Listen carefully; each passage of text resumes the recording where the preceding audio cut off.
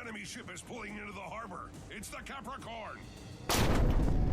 Who exactly is this Capricorn we are warned about? Well, it's a ship that functions as the extra mechanic in the 2012 MMORPG game Guild Wars 2 within a structured player versus player map. The map itself, being named Revenge of the Capricorn, always evoked a sense of wonder in me. What exactly is it getting revenge for? I've tried to track this information down, and I'm not sure there is exactly a definitive lore reason as much as it is an allusion to being a sequel map to Raid on the Capricorn, which was retired from the game entirely in April of 2014. I did pull up some information and make some guesses, which you'll find out now. Before getting too ahead of ourselves though, I'll say I'm Scurvy Banana, I make videos about games. This is my first foray into a sort of lore story breakdown, in which case I'm taking a look at a particularly piratey piece of Guild Wars. I also do reviews, guides, and general gaming thoughts. If you'd like to keep up with my work, go ahead and plunder the subscription button. Thanks. Now let's get back to the revenge for the removal of the raid of the Capricorn. I think I got that right.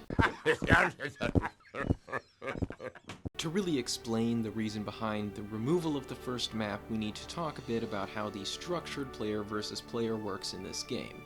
There's a few different game types, but the standard, and what we're speaking of today, is called Conquest. You'll be split into two teams, a red team and a blue team, with 5 players each. 3 capture points exist within each map, garnering a point every couple seconds if they're held by your team. You will also gain 5 points per enemy player killed.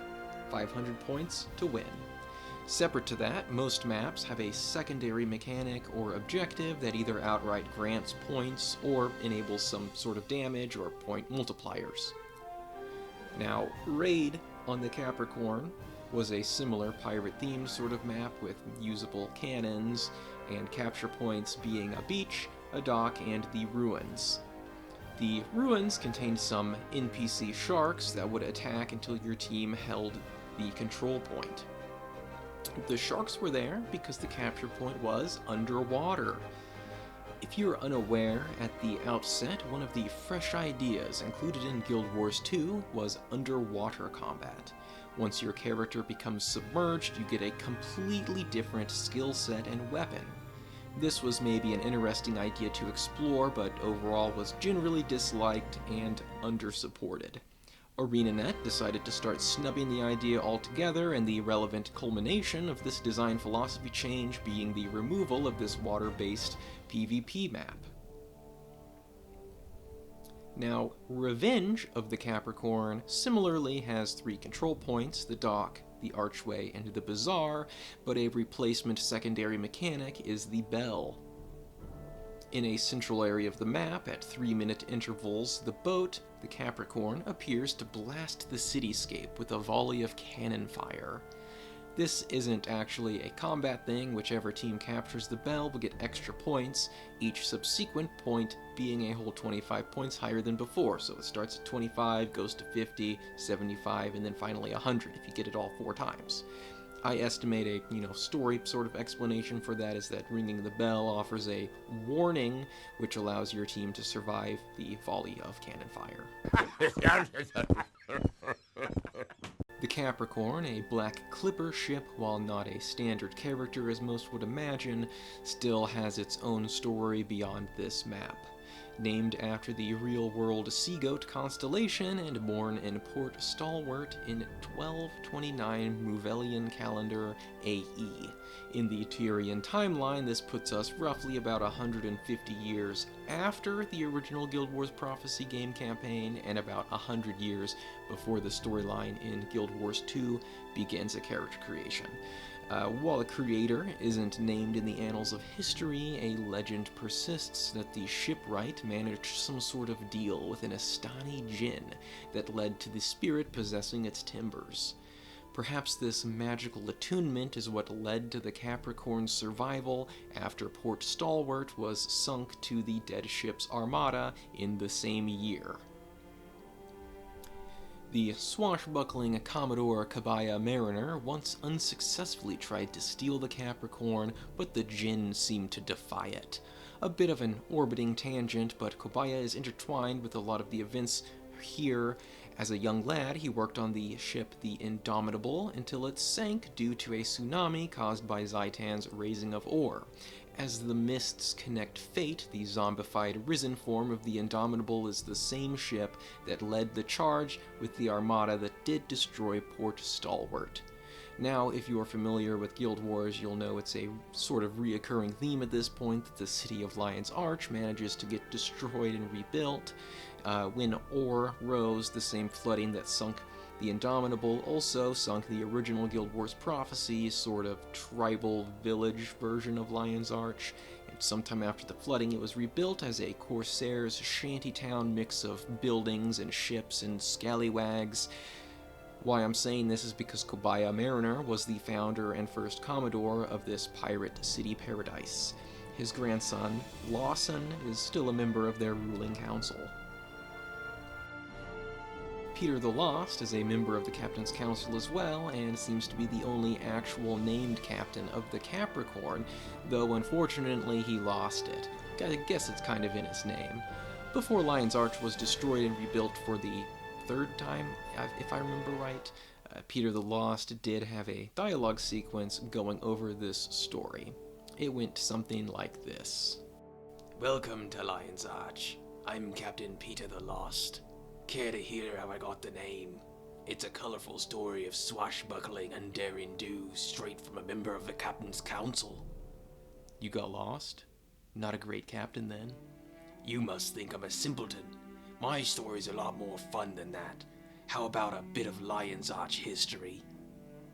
Sure. You talked me into it.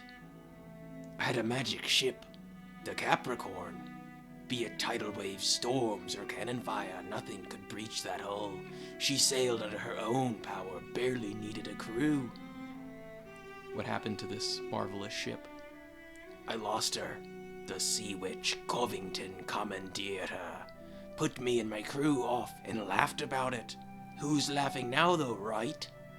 What do you mean? Covington took the ship, but she's never figured out how to tell it to weigh anchor. So now it sails and never stops. Hilarious. Where is it now? Covington had to abandon her. Now the Capricorn sails on forever, a ghost of a ship with no crew and no captain. Any who catch up to her and try to board her tend to disappear. So you had the last laugh then? I did, eh? I may have lost the ship to pirates, but I also made sure they couldn't keep it, and I showed everyone it takes a true captain to helm Peter the Lost's vessel. No. The Hydra Queen, Admiral Tida Covington, exists as a reoccurring meta-event south of Lion's Arch on the pirate-infested Bloodtide coast. She's taken over Laughing Gull Island, and her Covington pirates use it as a proper fortress. This is a big open-world PvE event where you fight off the sea thieves, break their cannons, bust down their gates, and chase the Grinth-worshipping queen around various rooms until her final defeat. But of course, at her earliest, in the lore, she was in fact also a member of the Lion's Arch Captain's Council. It's estimated she left after having disputes over the Council's agreements with Crichton royalty. Details are sparse, but I imagine about here is where she would have stolen the Capricorn from Peter the Lost, and as we know, the Mists like to replay fragmented moments of history. This has led me to my belief that the Revenge of the Capricorn map is a retelling of Admiral Tida Covington's theft of the Capricorn and subsequent assault of Lion's Arch. As a legend has it, she couldn't manage to compel the Capricorn's maelstrom spirit under her control and ended up abandoning the vessel, and now it drifts endlessly in the unending ocean as a ghost ship. If you take a look around the map, it is in that classic Lion's Arch pirate style. The upturned ship buildings are painted in seaworthy blue shades and rusty browns, with sails and rigging with dangling golden pictographs of waves and fish, but what really seals in that this is a miniaturized representation of Lion's Arch as a whole is that not only is Arch a contested point per the PvP game mode, but a golden lion sits in the middle of the map.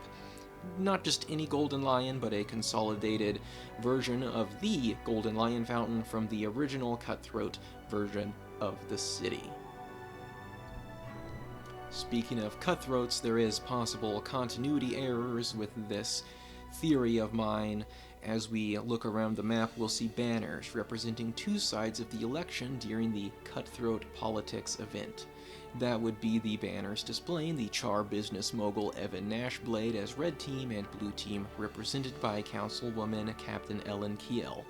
As we know, this election took place before the most recent destruction and rebuilding of Lion's Arch, but would have taken place after the death of the Hydra Queen, as her status as a world boss meta event was included in the original base game content, and the Cutthroat Politics event was something that was slated for a later time.